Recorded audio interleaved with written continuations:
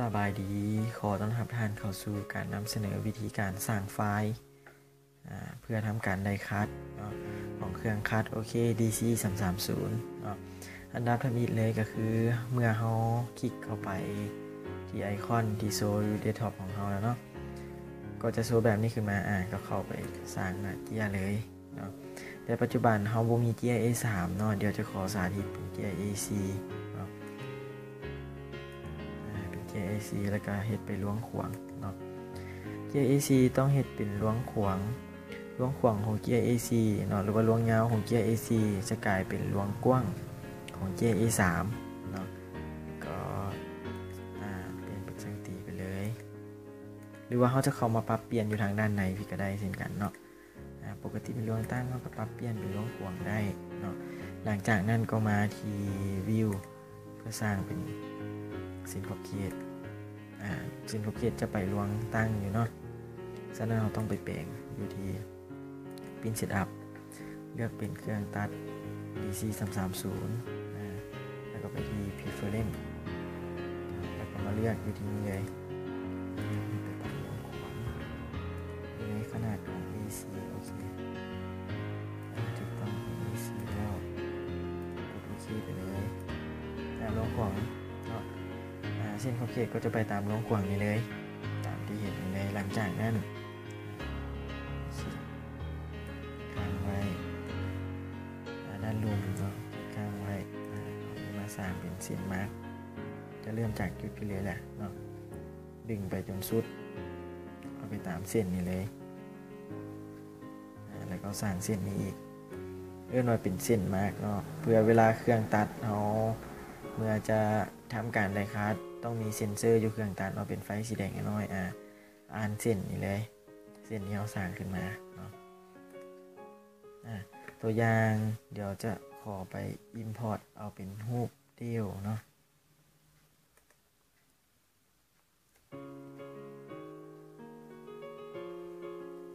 เดี๋ยวคลิกเข้าไปที่ import เลยเนาะแล้วก็ไปเลือก import เข้ามาวางไปเลยถ้าผู้ใดมีหลายๆรูปเนาะก็วางไปเลยเนาะตอนนี้รูปเดียวเขารู้สึกว่าจะเป็นขนาดที่ใหญ่หลายเดี๋ยวจะขอย่อขนาดลงน้อยหนึ่งเนาะย่อขนาดให้เข้ากับเกียร์ของเขาเจ้าหลังจากที่ว่าย่อภาพเรียบร้อยแล้วเนาะเอาตามขนาดที่เราต้องการตัวอย่างถ้าเป็นโลโก้ทั่วไปก็เอาตามขนาดที่เราต้องการเลยเนาะก็คือขนาดสามารถเบิ่งได้อยู่ทางด้านถึงด้านซ้ายเนาะขนาดถ้าเป็นวงมนเนาะเป็นขนาดก็จะประมาณนี้เส้นสี่เหลี่ยมเนาะก็คือเขาย่อภาพมาเรียบร้อยแล้วก็จะเป็นภาพของเขาก็จะเป็นไฟล์ image เนาะแล้วเป็นรูปภาพทั่วไปถ้าเขาสร้างตัดก็คงจะบ่ได้ฉะนั้นแล้วต้องได้ปิ้นก่อนแล้วจึงมาตัดมาเป็นการไดคัทเดี๋ยวจะขอสร้างเป็นลายเส้นเส้นลักษณะวงมนโดยการมาคลิกเอาวงมนเนาะแล้วก็เอาไปกวมใส่โลโก้ของเขาเลยตัวอย่างเขาปรับวงมนให้เข้ากับรูปของเราเนาะปรับวงมนเพื่อให้เป็นลายเส้นเวลาที่ว่าเขาสร้างตัดเครื่องก็จะมาตัดตามเส้นวงมนนี่เขาก็จะได้โลโก้เดียวเนาะตามที่เราต้องการเลยหลังจากที่ว่าเขาสร้างเส้นมาร์กเนาะเดี๋ยวทวนคือสร้างเส้นมาร์กเส้นสั้นๆเนาะกับเส้นยาวตัวนี้เนาะมี2เส้นให้มันตัดกันในจุดนี้แล้วก็มีเส้นเป็นเส้นวงมนเนาะแล้วก็มีลักษณะเป็นรูปเนาะหลังจากที่ว่าเขาสร้างแล้วทั้งหมดแล้วก็มาที่เบื้องขวาเลยเนาะก็คือจะมีปุ่ม Object Manager ปุ่ม Object Manager เนาะเป็นแท็บของ Object Manager ก็คือเขาไปเอาอยู่ที่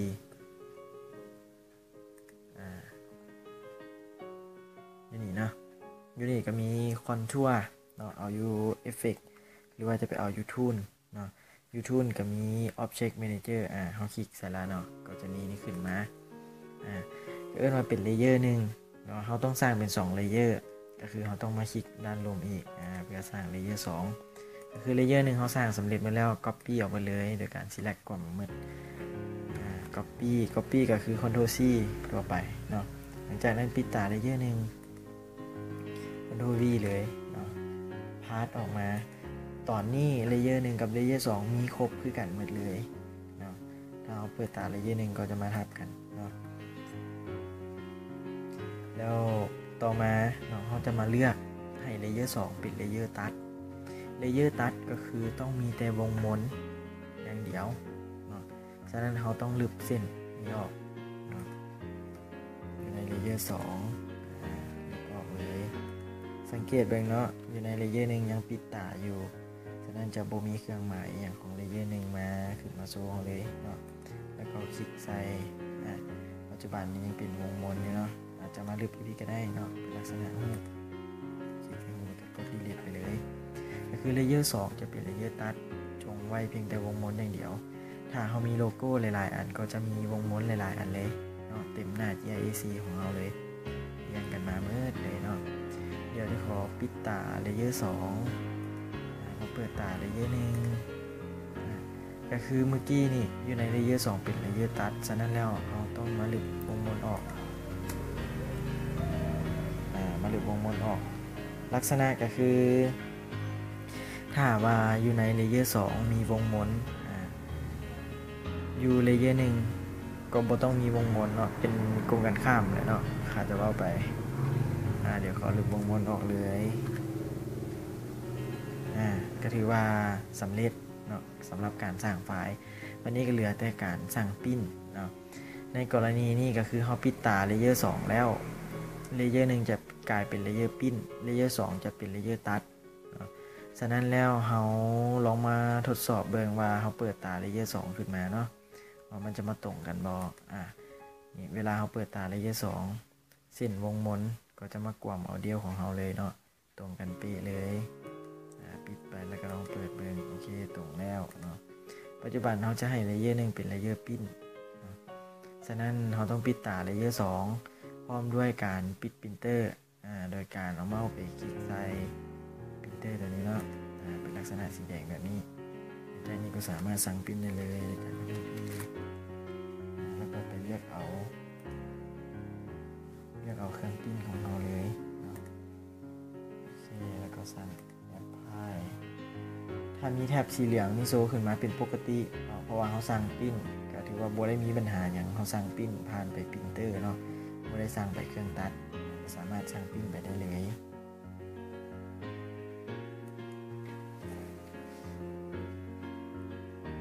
เมื่อเราสั่งปริ้นไปก็แต่รอถ่าเนาะเจ้าและเมื่อเขาสั่งปริ้นออกมาแล้วเนาะรูปก็จะออกมาลักษณะนี้เนาะหรือว่าโลโก้เนาะก็จะมีเส้นตัดตามที่เขาสร้างไว้หลังจากนั้นเขาจะเอาไปเข้าเครื่องตัดเนาะก็ออกมาในแนวขวางของเกียร์ AC ที่ว่าเขาตั้งไว้เลยเนาะแต่ก่อนที่ว่าเขาจะไปเอาเกียร์เข้าไปเครื่องตัดเดี๋ยวจะมาขออธิบายตัวนี้เนาะกรณีนี้อยู่ในเลเยอร์1คือเขาเข้าใจว่าเป็นเลเยอร์ที่ว่าเขาสั่งปริ้นโดยการไปผ่านปรินเตอร์เนาะแล้วขั้นตอนต่อไปก็คือเขาจะไปเปิดเลเยอร์2โดยการมาปิดตาเลเยอร์1แล้วก็ปิดปรินเตอร์ของเลเยอร์1เปิดเลเยอร์2แล้วก็เปิดตาของเลเยอร์2ที่เราสังเกตเห็นตอนนี้ปัจจุบันนี้ก็คือเส้นขอบเขตของเขาเป็นลักษณะที่ว่าบ่ถูกต้องตามแนวนอนของเกียร์เขาเนาะตามวงขวางฉะนั้นเขาต้องได้มาปรับเปลี่ยนโดยการเข้าไปไฟล์ไปตัวเก่าเนาะแล้วก็ไปที่ปริ้นเซตอัพไปเลือกเครื่องปริ้นเป็นคาร์ด OK DC 330ก็ไปที่ Preference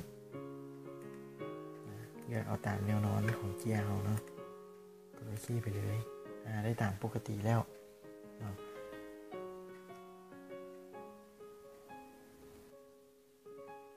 เจ้าและลักษณะที่ว่าท่านเห็นอยู่ในปัจจุบันนี้ก็คือเขาได้นำเอาแผ่นโลโก้เนาะแผ่นเกียร์ของเขาเอามาติดใส่กับแผ่นรองตัดเนาะแล้วก็เอานำมาเข้าเครื่องตัดของเขาเลยเนาะเครื่องตัดของเขาก็จะเป็นลักษณะหน้าตาแบบนี้เนาะมี2สีมีสีแดงกับสีฟ้าเนาะแต่ว่าตัวที่เขาโชว์นี่ก็คือสีฟ้าเดี๋ยวเขาจะขอกดปุ่มเลยเนาะกดปุ่มแดงนี้แล้วก็มากดปุ่มออนไลน์ก็จะเห็นมีไฟแดงๆขึ้นมาเนาะไฟแดงๆเป็นเซ็นเซอร์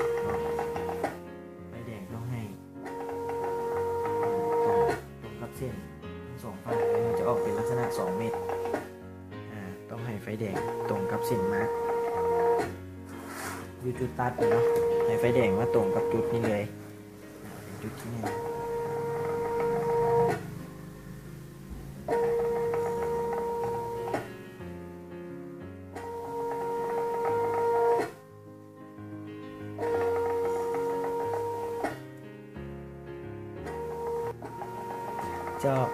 เมื่อเราจัดเกียร์เข้าแล้วก็ไฟเซ็นเซอร์ไปตรงเส้นที่ว่าเรามาร์กไว้แล้วตรงเส้นที่ว่าเราได้บอกไปเมื่อกี้เนาะไฟแดงไปตรงแล้วก็ปะให้เครื่องแล่นอีกทีนึงเนาะโดยการล็อกขาทั้งหลังไว้เนาะนี่ไว้เครื่องแล่นหลังจากนั้นเราก็มากดปุ่ม F ลบหรือว่าเป็นปุ่มออนไลน์เนาะกดค้างไว้เพื่อให้เครื่องหยุดหลังจากนั้นก็ไปสั่งที่ทางโปรแกรมคอมพิวเตอร์เขาได้เลย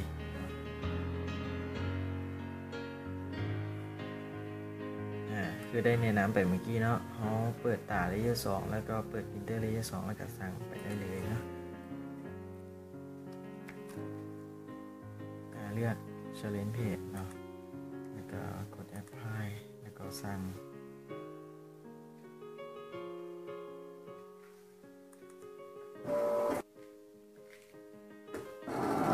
สร้างมาเครื่องก็จะปะในลักษณะนี้เลยเนาะก็คือเรียบร้อยแล้วถือว่าสั่งแล้วสามารถเล่นได้เลยเนาะก็คือตรงเนาะอันนี้เป็นลักษณะหัวบิ๊กที่ว่าเขาเอาหัวบิ๊กเขียนเนาะก็คือตรงเป๊ะจังซี่เลยแหละงานของเราเนาะก็จะบ่พลาดก็ถือว่าการแนะนำวิธีการไดคัสเนาะมาฮอดนี่ก็เมื่อเพียงเท่านี้ขอเข้าใจหลายเนาะ